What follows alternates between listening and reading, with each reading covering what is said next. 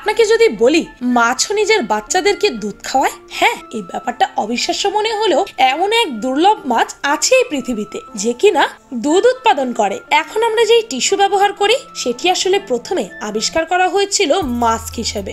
শুধু কি তাই, এমন এক নক্ষত্র আছে যার ভেতরে শুধু অ্যালকোহল দিয়ে ভরা। এই পৃথিবীর অনেক কিছুই আজও আমাদের অজানাই রয়ে গেছে। চোখের সামনে আমরা যা দেখি সেগুলো সম্পর্কে কি আমরা সবকিছুই জানি? ভালোভাবে খেয়াল করলে দেখা যাবে আমরা নিজেদের শরীর সম্পর্কেই ঠিকমতো জানি না। আর আজকে এইসব অজানাকে জানাবো আমরা।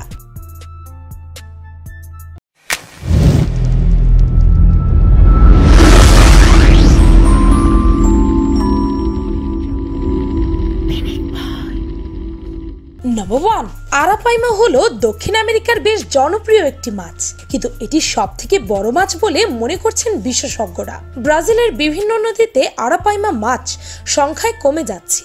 এই মাছের মুখ ভ্যাকিউমের মতো কাজ করে। যখন এদের ক্ষুধা লাগে তখন তারা শুধু হা করে থাকে, আশেপাশের খাবার টেনে নিয়ে খেয়ে ফেলে। শুধু কি তাই, আপনি জেনে অবাক হবেন আরাপাইমা মাছ দুধ নিঃসরণ করে। কি অবাক হলেন?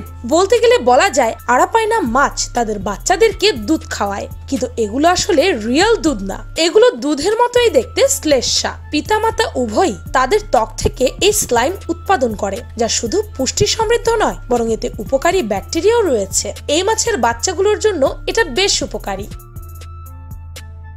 নাম্বার 2, টেলিভিশন কিংবা ইন্টারনেটের রেসলিং দেখেননি এমন মানুষ খুব কমই আছে। অনেকের কাছে এটি জনপ্রিয় প্রোগ্রাম, কিন্তু আসলে কি তারা ওইভাবে মারামারি করে যেটা আমরা টিভিতে দেখি?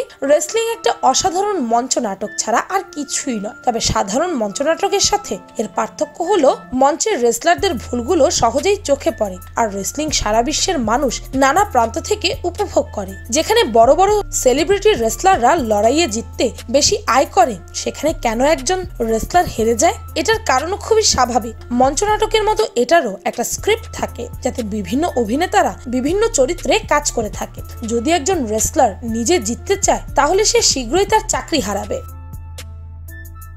নাম্বার 3, আমরা যখন স্বচ্ছ আকাশের দিকে তাকাই তখন আকাশে একটা স্থান দেখতে পাই যেখানে তারাগুলো একটা নির্দিষ্ট প্যাটার্নে সাজানো থাকে। এগুলোকে নক্ষত্রপুঞ্জ বলে। একটা নক্ষত্রপুঞ্জের ভেতরে প্রচুর গ্যাস পুঞ্জীভূত অবস্থায় থাকে। মজার বিষয় হচ্ছে অ্যাকুইলা নামক একটা নক্ষত্রপুঞ্জের গ্যাসের ভেতরে এত পরিমাণ অ্যালকোহল আছে যা তা আমাদের সমুদ্রের পানিকে ছাড়িয়ে যাবে। অর্থাৎ এই অ্যালকোহল দিয়ে যদি মদ বানানো হয় তবে সেই মদ সমুদ্রের পানিকে হার বানাবে। কি যাবেন নাকি অ্যাকুলিয়াতে?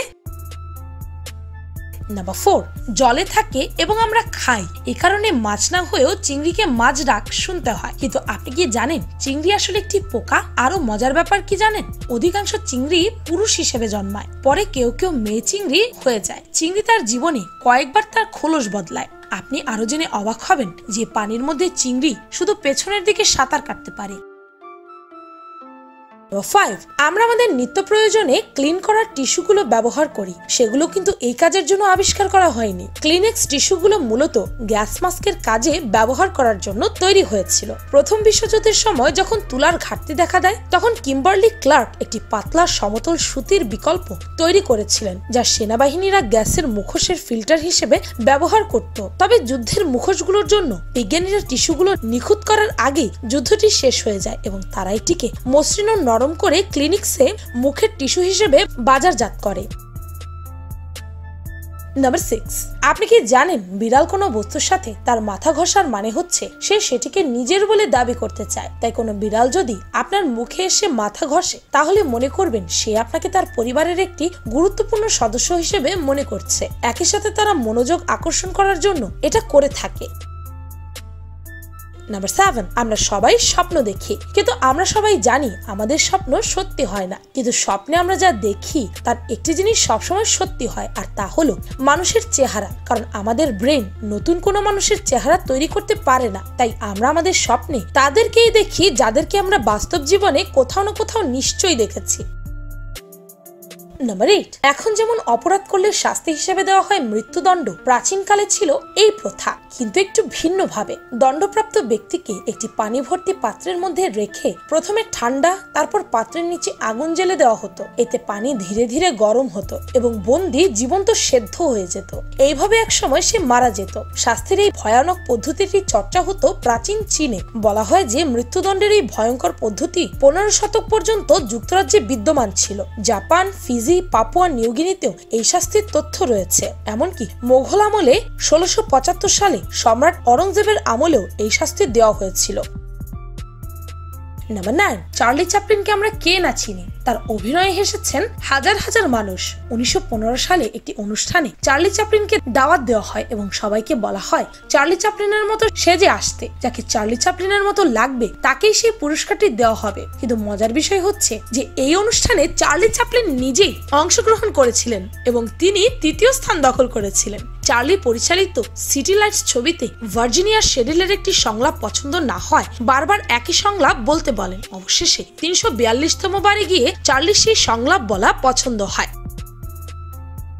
নাম্বার 10, আপনি হয়তো খেয়াল করে থাকবেন কুকুরের ঘ্রাণ শক্তি অনেক বেশি, কিন্তু আপনি কি জানেন কুকুর ভালো গন্ধগুলো কোন নাক দিয়ে নেয়? কুকুর ভালো গন্ধগুলো তাদের বাম নাক দিয়ে নিয়ে থাকে। যদি কুকুরের কাছে সেটা ভালো মনে হয় তাহলে সে সেটা খায়। বলতে পারেন কুকুর তার ডান নাকটিকে বিপদকে চিহ্নিত করার কাজে ব্যবহৃত করে, আর সাধারণ ঘ্রাণগুলো তারা ডান নাক দিয়েই নিয়ে থাকেন।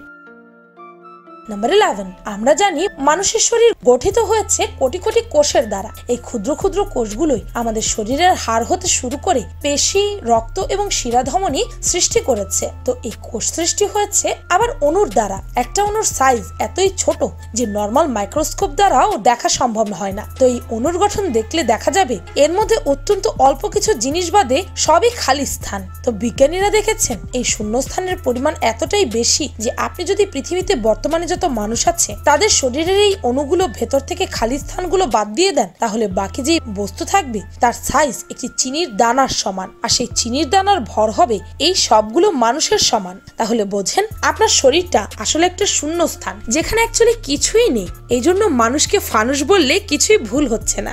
মানুষ তার নিজের সম্পর্কে আসলে তেমন কিছুই জানে না।